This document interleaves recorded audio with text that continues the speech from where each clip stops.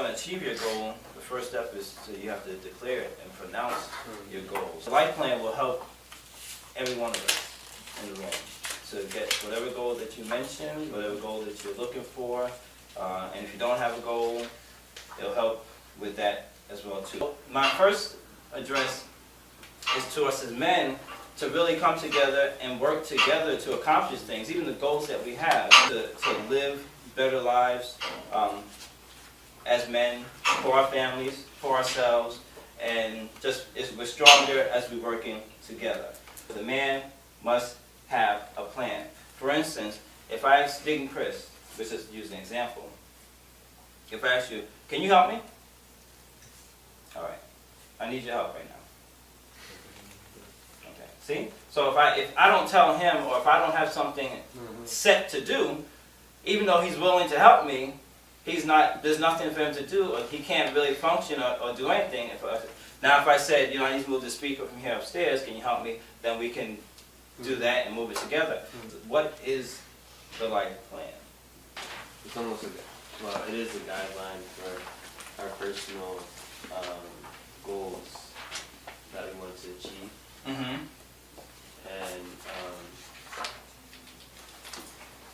it's there for us to, when you have something there in front of you instead of on your head, it's there for you to refer to and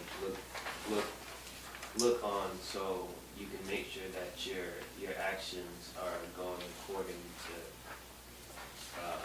how they should be in order to achieve your goals. And even when you go shopping, you have the shopping list. You can have the shopping list in your head, but it's easier when it's written down. His Grace likened it to the GPS system. If we go in a car, which many of us nowadays, that's how it's just so common that we use the GPS. The components of the GPS is that you tell it where you are, or it actually determines, because it'll sense where you are. So it needs to know where you are, so where we're starting from, which is today, January 20th, 2018. So where we starting from today. That's the first step that GPS uses, where you are. Then where you want to go. So this is the destination that you want to get to. So if I'm here and I want to get to my house, then I put in my goal is to my home. And then from that, where you are and where you want to get to, then it calculates out the best route, or the route to get to where you want to go. Write the vision. Make it plain upon tables that he may run that readeth it. The second one I bring up is Proverbs 29:18. It says, where there is no vision, the people perish. But he that keepeth the law, happy is he. So if we don't have a vision, we're going to be lost. But actually, if you write down these things, you make a commitment to yourself, this becomes your law. So when we put a plan together and we keep and stick to our plan, happy can we be as well too. So this is even concerning our life plan and the laws that we create even for ourselves. Why should I create a life plan? To clarify priorities. Number 2 is to maintain balance.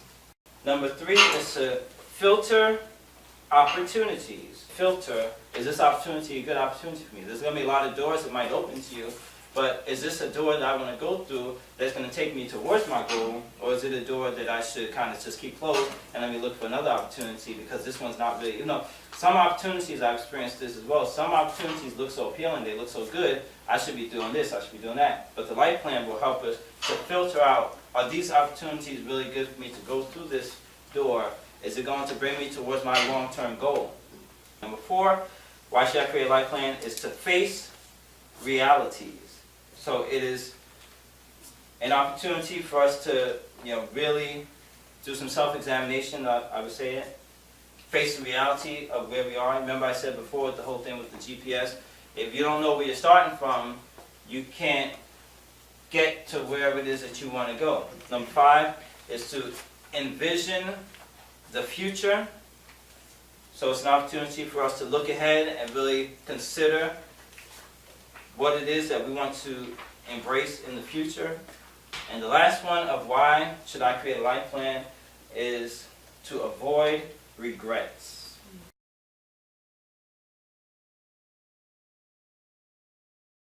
How do I want to be remembered? These are 3 questions. How do I want to be remembered? Which is our legacy. What matters most to me? Which is our priorities. And the 3rd question is, how do I get from where I am to where I want to be? Which is our action plan. So now the components,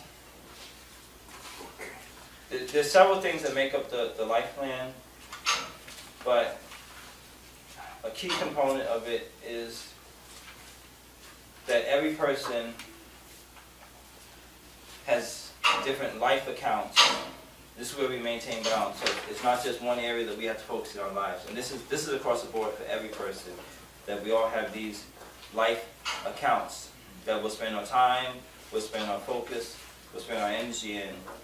And once we can identify these, then we can start putting a plan together for how we want to treat each one of these accounts. So the first account, if you guys remember from Sunday it came up, that first account is our spirituality, also known as our faith account. So it's not that this is just for people who are Christians or Muslim or whatever religion that you want to associate with. Your faith, spirituality, that account is basically your belief. My belief. My commitment to my own moral values. Second account is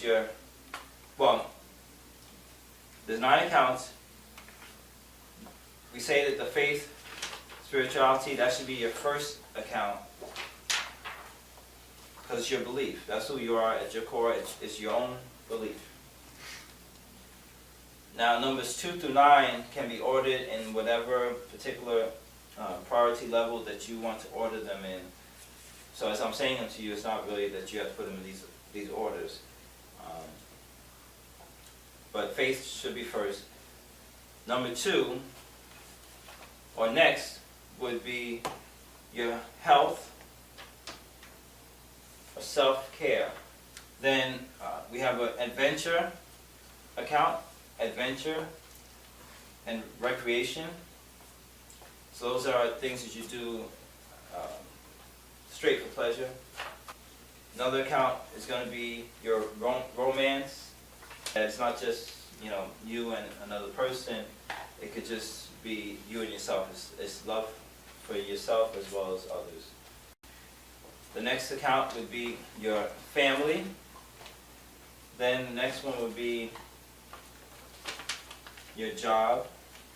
The next one would be your environment. The next one will be personal growth.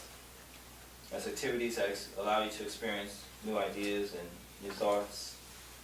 So your personal growth. And then the last one I have here, and this is not in any particular order, this is just listing them, is the vocation. Your vocation is your particular calling, your purpose, your ministry, what you would do even if you didn't get paid for it. So these are the 9 different life accounts that we all have, whether we recognize it or not. And it's 9 areas that each one of us in this room have to consider in order to have that balanced life, in order to reach the goals that we want.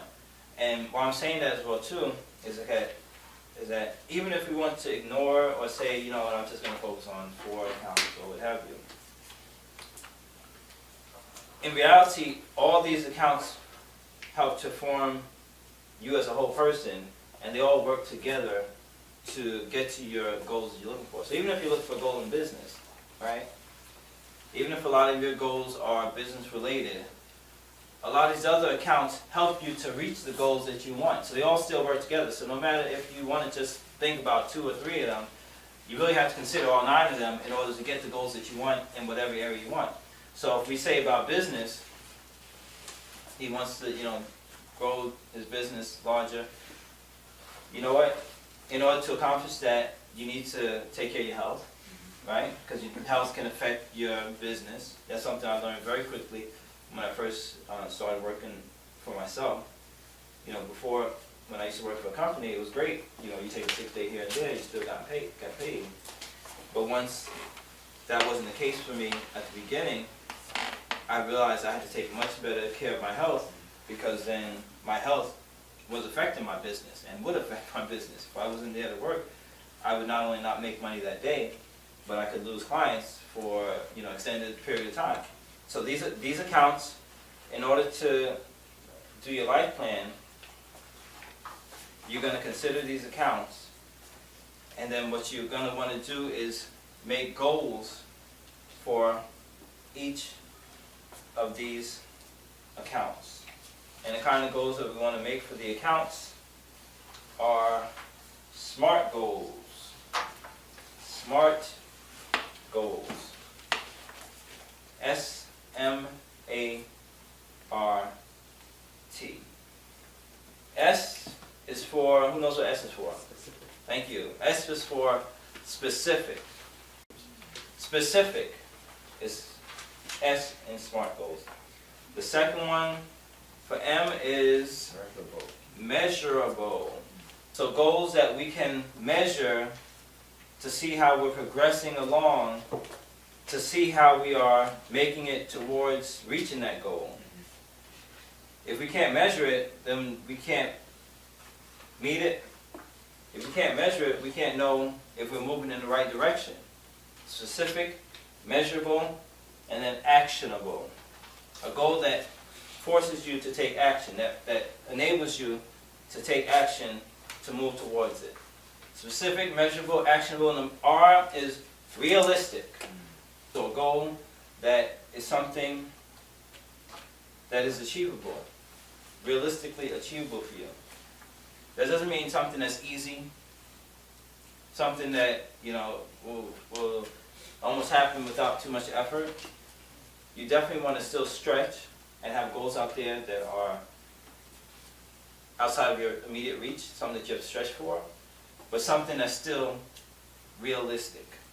Specific, measurable, actionable, realistic, and then time bound. So it has to have a deadline. It has to be bound by time. That will move you to action.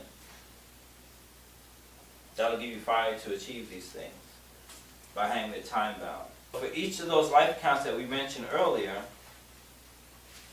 you're going to end up creating SMART goals for each of those areas.